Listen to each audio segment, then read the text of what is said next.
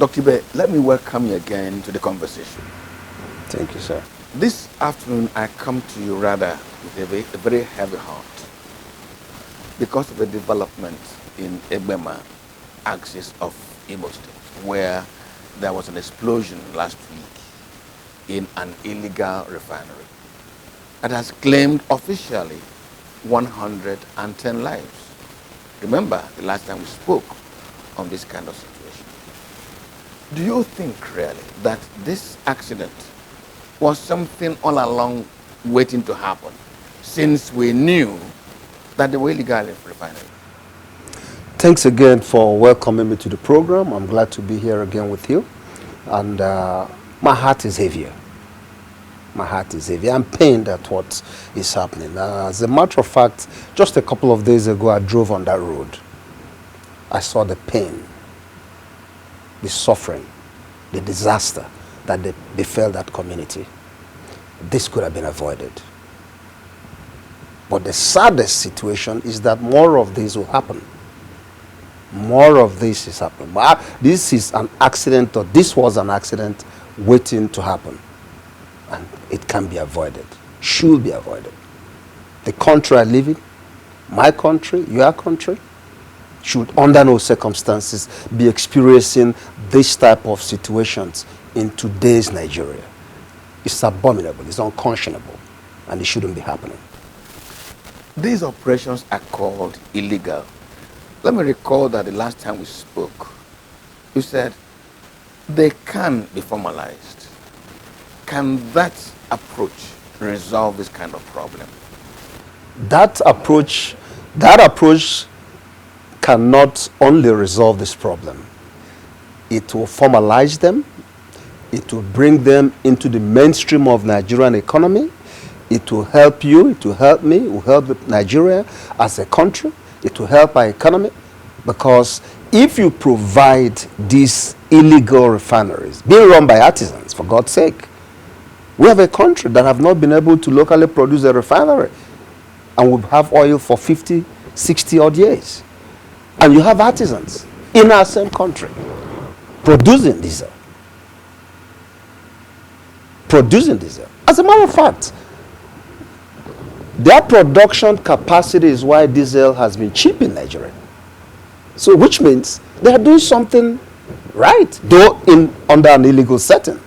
So what I had advocated the last time we spoke, and I still stand on it, is that the government should find a way to provide these artisans the necessary tools, the necessary ingredients, funding, skills, technology, bring partnerships from wherever we can find them, Europe, China, to teach them how to legally produce cleaner and better quality diesel, so that we can be breathing healthier air. They can produce it under a legal entity. They can be formalized to play a role within the Nigerian oil and gas industry and pay taxes to the government. These individuals are not doing it because they just want to do it. These people are trying to fend for their families. They're trying to fend for their families under an illegal umbrella, polluting the environment.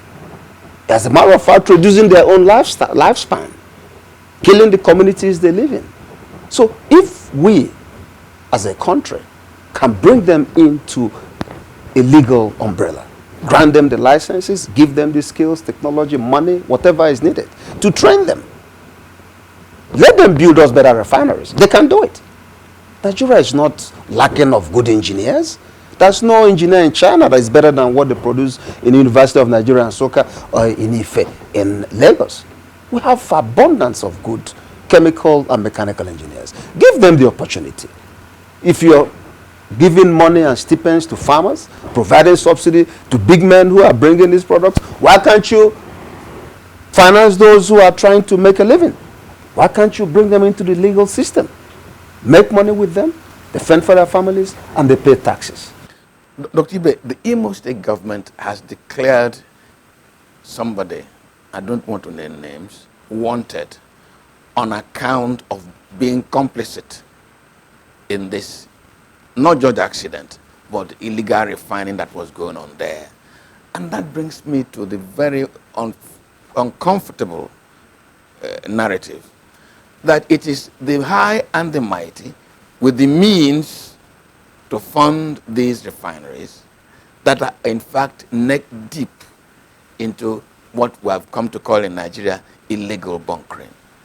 If this is true, doesn't it pose a challenge in resolving it?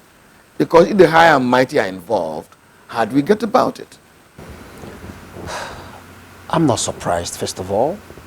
This information has been in the public domain for years and years. Half of those, or majority of those who own most of the entertainment industry in Abuja, Lagos, and all over Nigeria are those who are bunkering on them. They are not spirits. They are people like me and you, high and mighty. And if there's the will and the capacity, it can be brought to an end. Anybody who is telling you in government, state, mostly in those riverine areas, in the south and the southeast, that they don't know that the high and mighty is involved, is deceiving themselves. They should take a better look at themselves in the mirror. They know who these people are.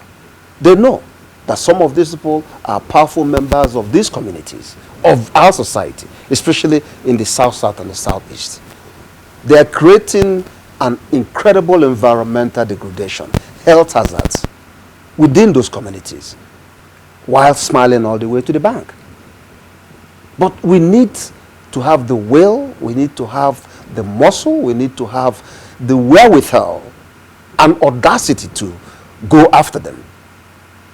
The system has to be cleaned out if we are to live in a sane and legal society.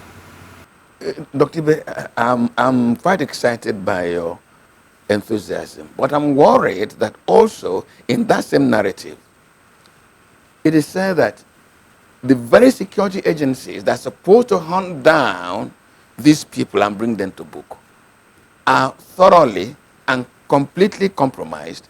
They in fact provide security for the illegal refinery to go on and for the movement of the products. How are you going to use a compromised institution to sanitize a compromised order? I will not go that far to call the Nigerian military a compromised institution. I beg to differ.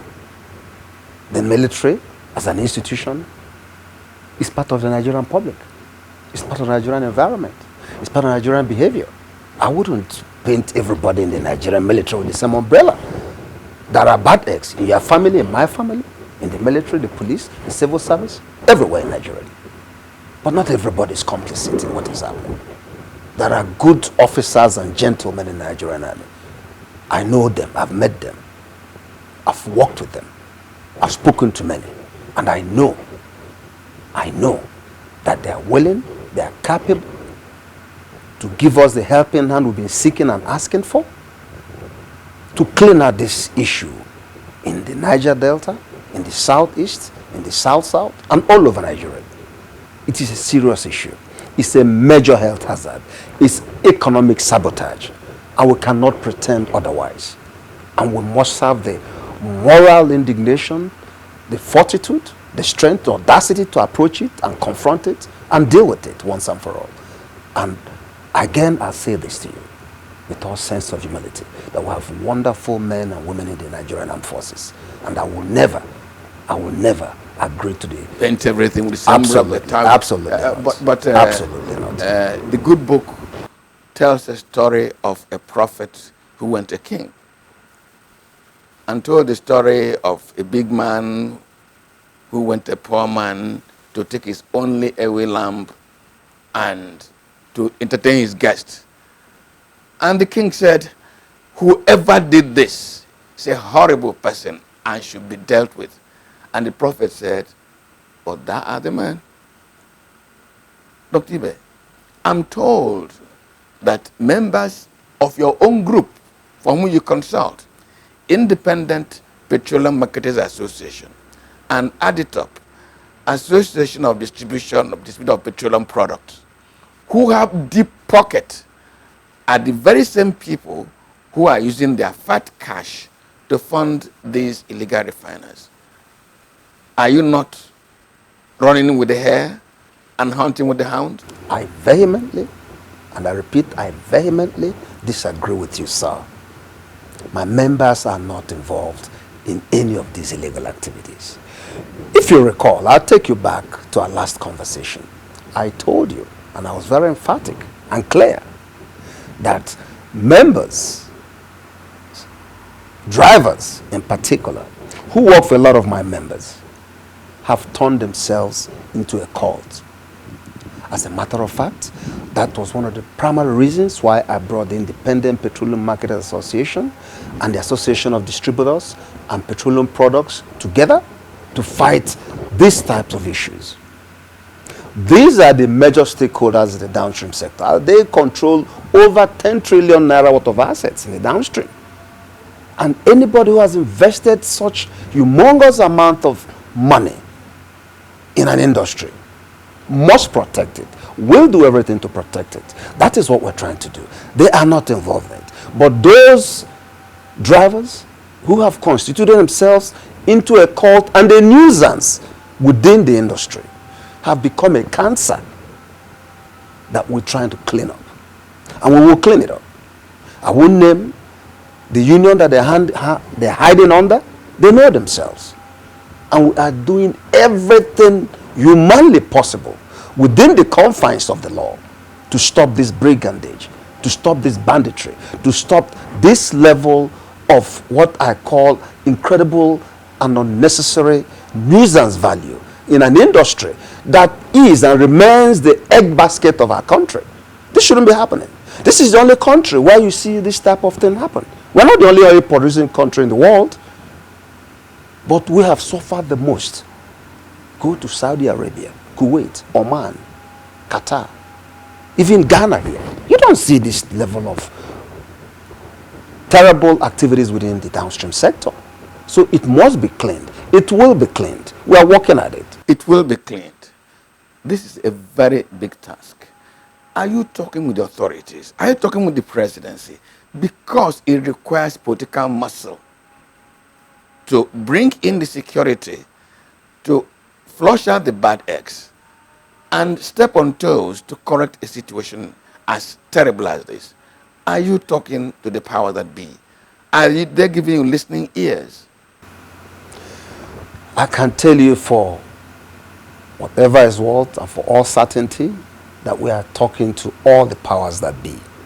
We are reaching out to the presidency, we are reaching out to the security agencies, we are reaching out to every major stakeholder who has an interest in the oil and gas sector, especially in the downstream sector. There are some things I can't begin to discuss on air, but I can tell you with utmost certainty that we reached out far and wide, from the presidency to all the security agencies, and we are working day and night. The results will be seen and known and felt by Nigerians very soon. I can tell you that we are not sleeping. We didn't bring these major organizations and major stakeholders in the oil and gas industry just for the hell of it. We brought them for a purpose. We brought them together to sanitize the industry. We brought them together to deliver the dividends of the oil and gas industry to those who own these products, which is Nigerians. Nigerians are not benefiting. Nigerians are sleeping in gas stations just to get fuel, to transport themselves from their homes to their offices and their businesses. Nigerians are restless because of what is happening. We have our God-given resources being diverted to other countries and neighboring countries and being sold at a premium, while those of us who live in Nigeria are looking for the products. It shouldn't be happening. Not in 2022. It should never have been the condition or the circumstance that we find themselves. But we're here. But what we are saying is we are reaching out. We're now marching forward. We're putting together a solid team, tracking systems, technology. We're deploying resources where necessary, where it should be, to stop these illegal activities. And I can bet you